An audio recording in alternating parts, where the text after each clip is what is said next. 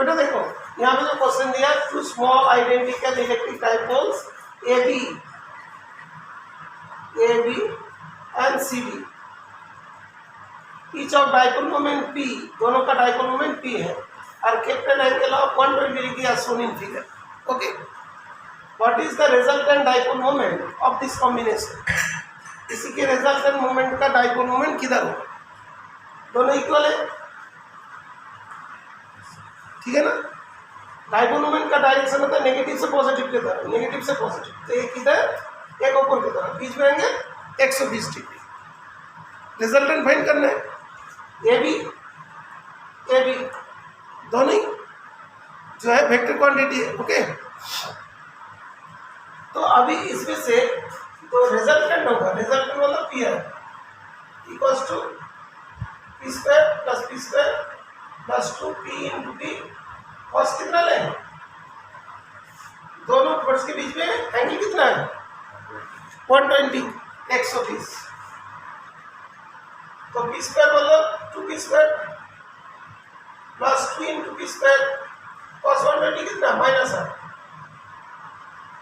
कितना जाएगा कट जाएगा, तो पी स्क्वायर का रूट इक्वल टू पी आ गया। क्लियर, अंडरस्टूड बेटा। तो अभी दो इक्वल एंड ऑपोजिट फोर्स, दो इक्वल फोर्स कितने एंगल में, तो दोनों फोर्स बराबर होगा,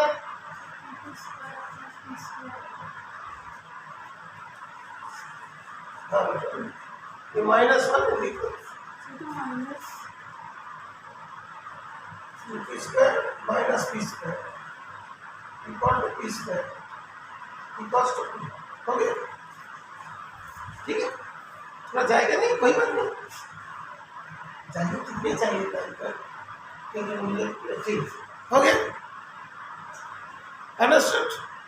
तो पी हो गया, तो अभी जैसी वाला पी होगा, पी किधर से जाएगा, मिडिल से जाएगा, 120 एंगल था, कैसे जानता हूँ, जब दोनों इक्वल फोर्स होती है मिडिल से जाता है ना, मिडिल से जाएगा तो कितने एंगल कर रही है, ये करेगा 60, और ये जो है ना ये एक्सिस वाला 60 डिग्री एंगल कर देगा, है ना। तो ये वाला एंगल कितना होगा, अभी एक्स एक्सिस का एंगल कितना होगा,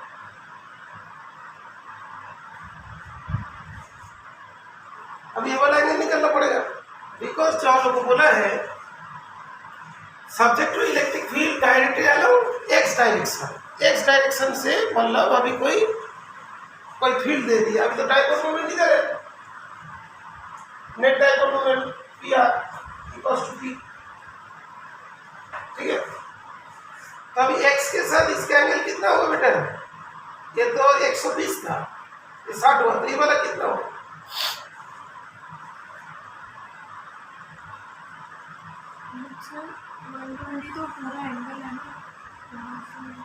यहाँ से आता 120, रिजल्टेंट के साथ कितना है 60, तो ये पूरा जो 90 था ना, ये वाला भी 60, तो 60 बचा कितना 30,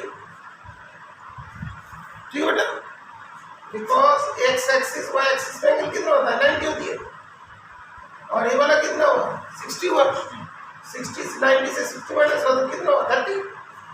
बात क्लियर बेटा, सबको क्लियर है बेटा, और डायग्राम दोबारा बनाओ, अच्छा शिवेंदु क्लियर हो गया, अच्छा सबको क्लियर हो गया, ठीक है 30 हो गया। अभी देखो क्या पूछ रहा है, what is the resultant dipole moment of this combination, तो पी हो गया, ठीक है। If this system is subjected to electric field E directed along X axis, what will be the magnitude and direction of the torque, magnitude and direction of torque, torque जो होते हैं P cross ही होती है, torque जो है P cross, जैसे P का ए वाला हो गया, अभी कैसे कर रहे, ठीक है ना। तो अभी ये जो है ना इसके वैल्यूज निकालना पड़ेगा। तो क्या होता है कि तुम्हारा torque equals to P sin 30 degree. अभी जो फील्ड और इसके बीच में एंगल कितना है 30 डिग्री है। ओके, तो कितना आ जाएगा P/2 और कितना होगा P/2 हो जाएगा।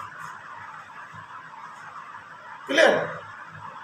और परपेंडिकुलर टू द डायरेक्शन क्या होगा perpendicular to the XY plane inward. क्योंकि है ना P से क्या तरफ देंगे तो अंदर की तरफ। ठीक है, बात क्लियर बेटा? Is it clear?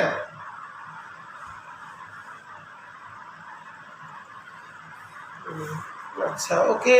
और एक बार और डेरिवेशन भी यहाँ पे मैंने कर दिया था टॉर्क का derivation plus Q minus Q. ठीक है, अच्छा PIQ सॉल्व जब करते हैं तो कभी भी सॉल्व इसीलिए नहीं होता जिससे टॉर्क नहीं हुआ, ये वाला क्वेश्चन छूट जाते हैं। तो जो भी जरूरत पड़ेगा डेरिवेशन साथ साथ करा देंगे और थ्योरी के टाइम में नहीं कराएंगे। ठीक है बेटा? ये वाला जैसे फील्ड इधर है तो प्लस क्यू और माइनस क्यू चार्ज है, तो इसको इधर फोर्स लगेगा, इसको इधर फोर्स लगेगा। ओके, ऐसी फोर्स लगेगा और रोटेट करने लगेगा, टॉर्क होगी। अभी ये डिस्टेंस कितना 2a है, ये वाला डिस्टेंस कितना होगा 2a sin थीटा। तो टॉर्क इक्वल टू क्या होता है फोर्स इनटू परपेंडिकुलर डिस्टेंस। तो Q into 2a sin theta आ जाएगा। तो torque equals to P cross E। ठीक है।